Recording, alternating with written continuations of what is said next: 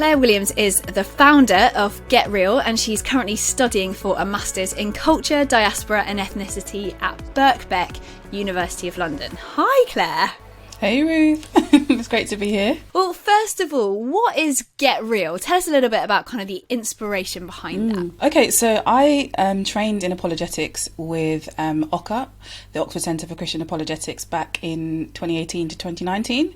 And I had such an incredible time. I learnt so much. But I kind of found that kind of in the apologetics world, there was a slight missing link there to questions and objections that come from the Black community, which have maybe a slightly different approach. And so I just felt that is something that perhaps I could help to try and kind of fill in that little gap. And so that's what Get Real is about, is responding to questions and objections to Christianity, but particularly those from the Black community or around the questions of racial justice. And why are you so passionate about that? Well, I think first and foremost, I'm passionate about being able to have an answer and have a robust kind of way of talking about my faith. I feel I grew up in I grew up in a Pentecostal church, absolutely loved it. I had great experiences with God, answers to prayer, the presence of God in worship, all those beautiful things. But I felt personally I wasn't able to articulate certain things about my faith. And so apologetics has really given me the tools to do so.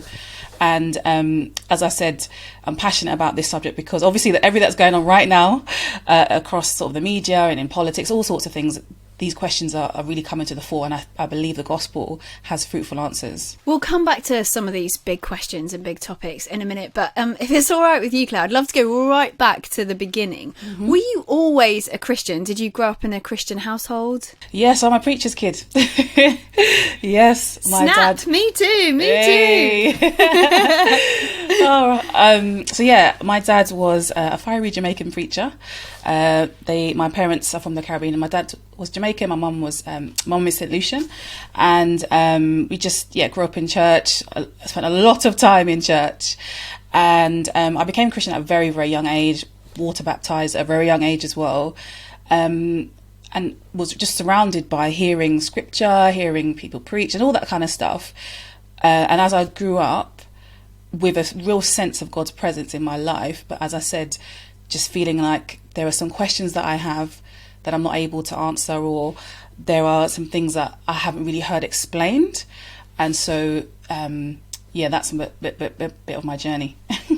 And was that when you sort of found apologetics, when you had those big questions, or did that come later? That came later. I would say that I think I kind of had possibly not the most healthy sort of split between secular and sacred. So for in the world of work, in my career, you obviously you go kind of like in the strength of the Lord in your employment, but you use certain skills and certain ways of thinking for the secular world, and then you think differently when you come into the house of God, for instance. And I was never afraid to tell people I'm a Christian, never afraid to share my faith.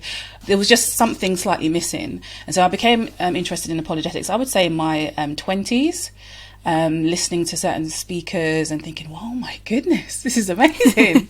And I also did a short course with the C.S. Lewis Institute,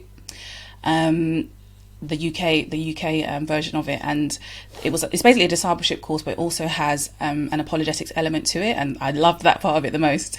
And so that helped me to get into it. And then around I'd always had my eye on the OCA course on apologetics, but I'd never had that sort of room in my career to go and dive into it. And then the opportunity arose. I thought, right, I'm taking it. So you were a teacher for 10 years, right? It's quite a jump, isn't it, to go from teaching into apologetics. How different is it?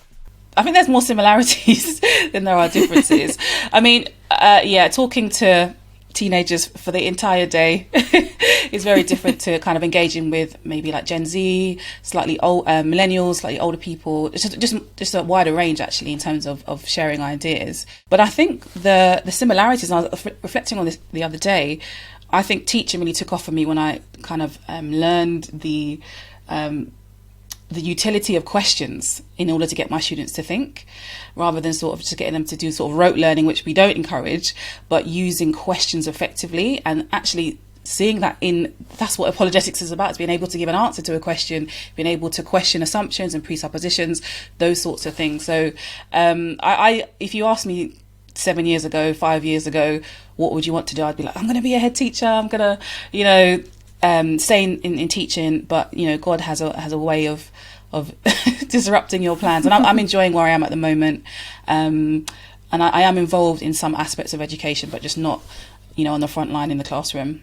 And we're going to be looking at some of the big questions that Generation Z, so that's sort of roughly speaking anyone that was born sort of after the mid-90s to sort of early 2010s. And we're going to be looking at some of those big questions with you at the conference on May the 15th, which I'm really excited about, because I'm sure you have got so much wisdom with your background and everything you do. But do you think there are any big questions that particularly impact young black people, either Christians or non-Christians? Are they the same sorts of questions that non-black people are asking, or are there questions that are sort of specific to the black community, do you think? You do get a set of questions from Gen Z that are generic across sort of ethnic background. So, and I think the question of justice, whether that's to do with environmental justice, whether that's to do with racial justice, I think justice is a massive, massive thing. And I think it's such a great way in for Christians. I won't say too much because we'll discuss it at the conference. But I think the question of justice is huge among young people.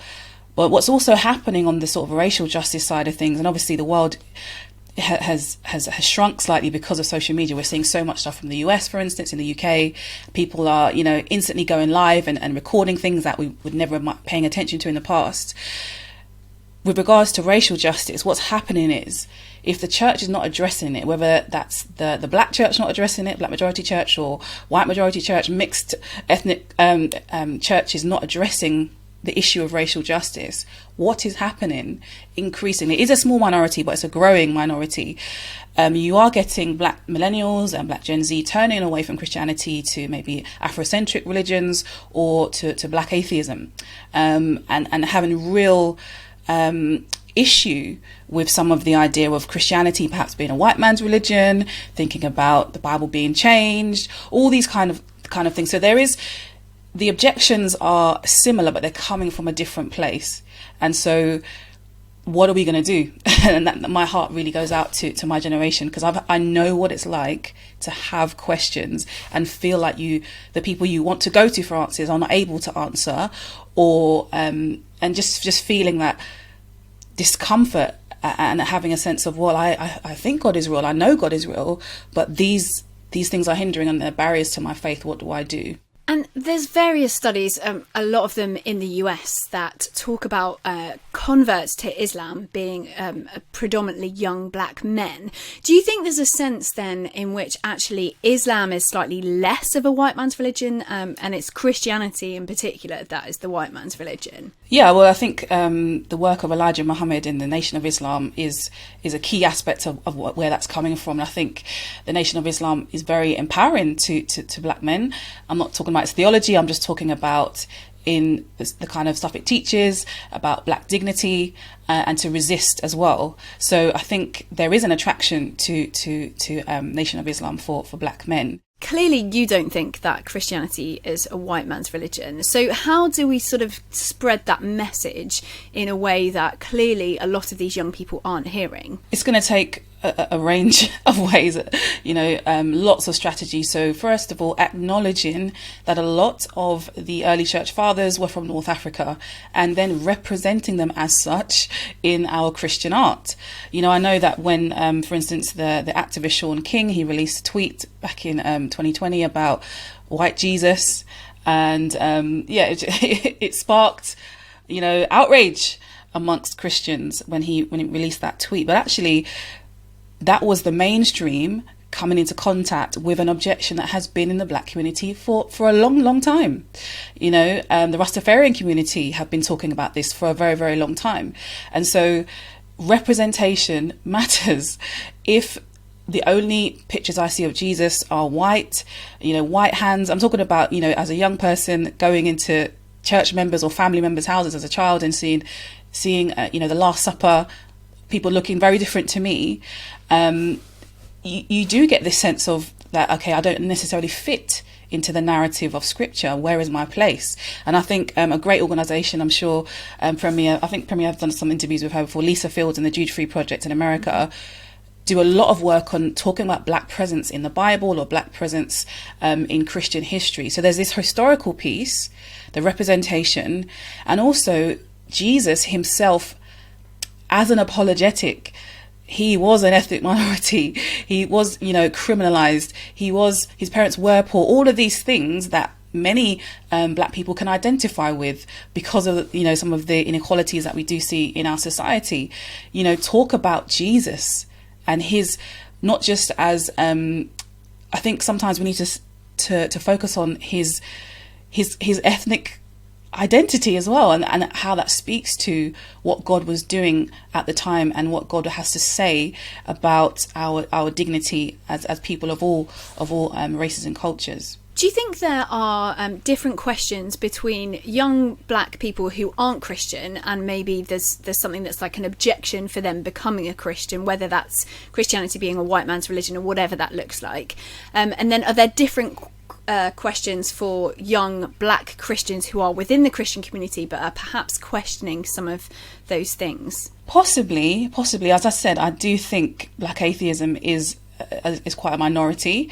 Even if someone was never a Christian, they may well have been affiliated with church or affiliated with Islam, affiliated with African spirituality. There's a lot of sort of like a spiritual element to the black experience, whether that was a professed faith or not. I think what's emerging for millennials and Gen Z in church is, and I think this is also for those who've never maybe wouldn't call themselves Christian, it's this: where's the evidence for what I believe? Yes, I've experienced this in church, but where's the evidence? Is it backed up by science? Is it backed up by history, philosophy, all these other areas that I'm encountering when I go into university and I hear the objections, and I'm listening to my lectures, and then I'm coming to church and perhaps these things aren't being addressed. So I think having more robust responses to questions and looking for evidence and looking for why Christianity is a rational choice.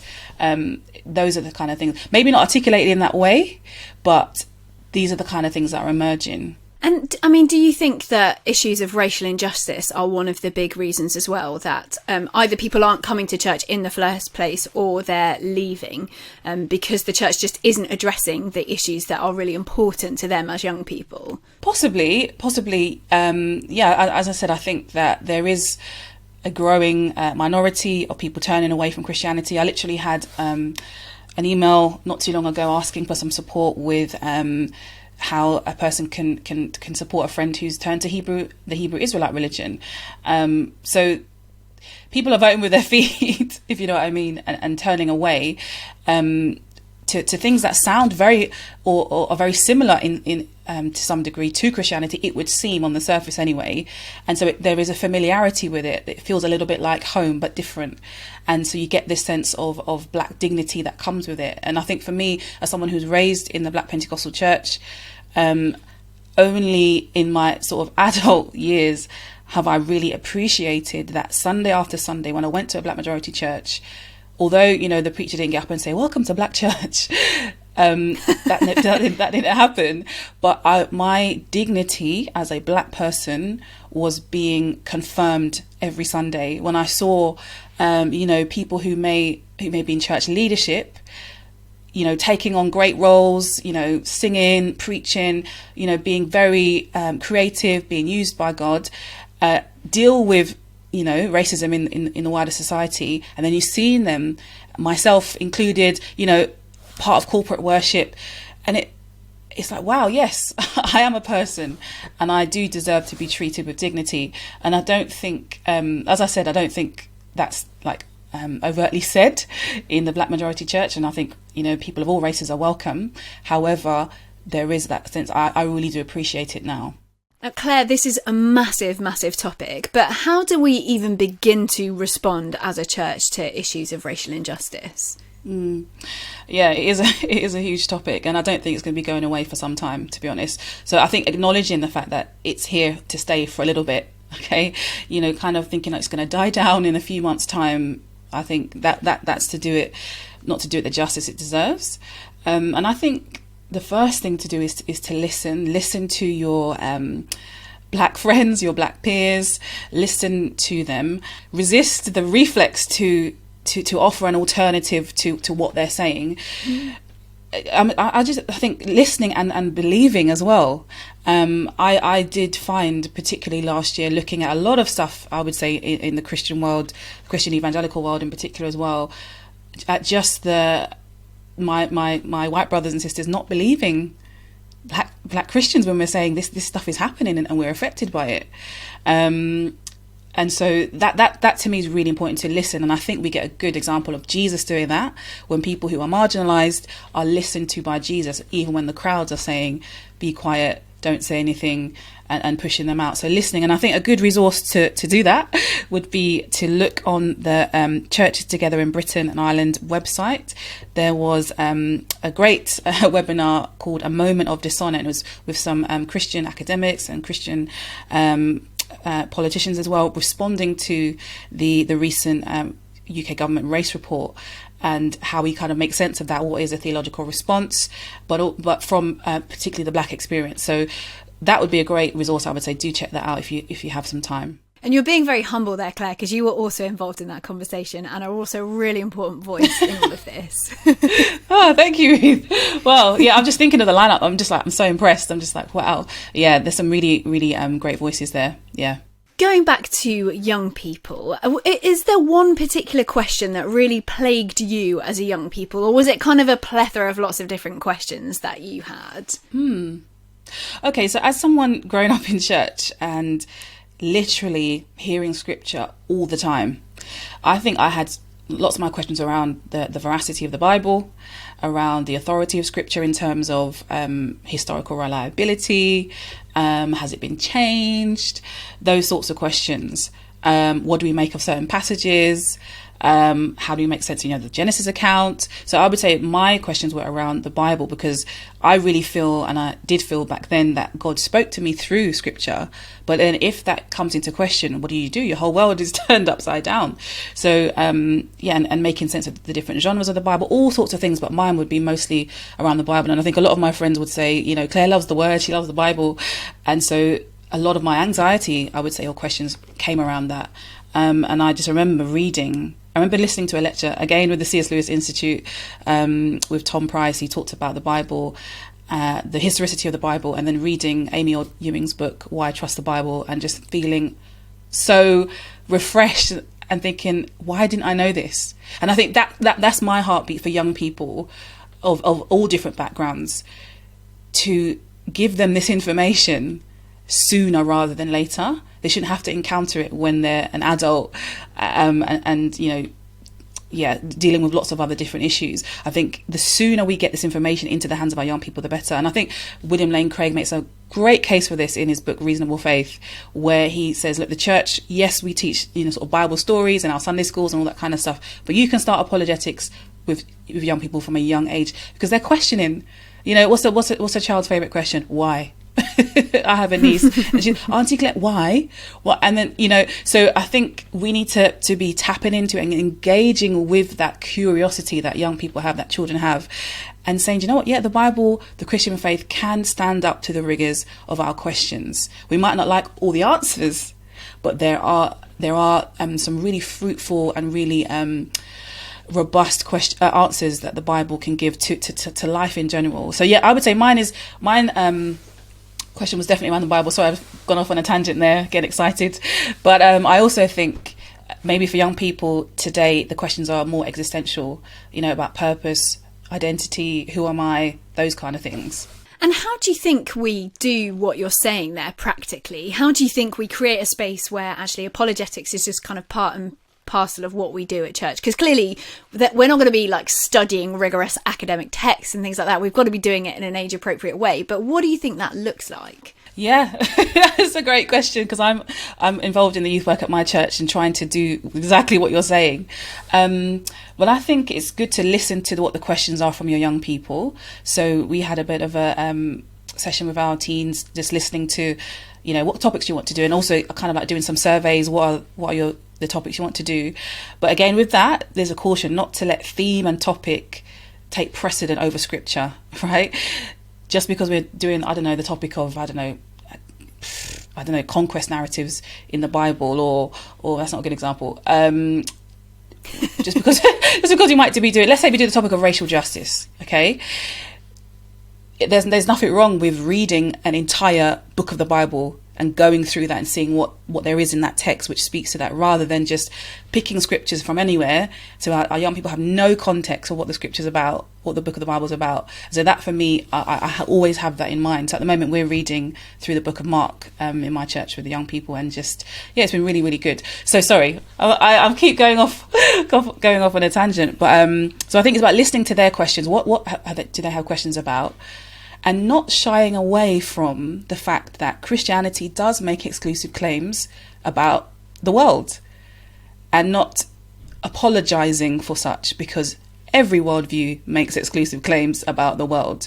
And so what we do then is to compare, not to put down our brothers and sisters from different religions or no religion, but actually say, when you bring the deepest questions of your heart, when you bring the toughest questions of your mind, which worldview responds the most fruitfully? Which worldview corresponds with your sense of what the world is about? Because that sense is something that comes from God as well. So, I'll stop there. Claire, if you could go back to your teenage self, knowing everything that you sort of learnt along the way, is there any advice that you would give to Claire as a 15-year-old? Yeah, I would say to myself, this is quite cheesy. I would say that you don't have to separate your mind from your faith. Worship experiences, seeing God and hearing about the supernatural, those kind of things are not separate from a rational thinking mind. And there's great evidence for us to make Christianity a rational choice for us to live our lives by. How do we find out more about Get Real and some of the things that you're up to? You can follow me on Instagram at getreal321, and you can go to realquestions.co.uk and just check out some of the events there. The events there is always being updated, so you'll see links there to different places I'm speaking at or stuff like that. So do check out the website and the Instagram page. Clare Williams, thank you so much for joining us today and for all of your wisdom. And obviously you can hear much more from Clare at the Unbelievable Conference on May the 15th. Get yourself a ticket for the conference if you've not got one already by heading to unbelievable.live. For more conversations between Christians and skeptics, subscribe to the Unbelievable podcast. And for more updates and bonus content, sign up to the Unbelievable newsletter.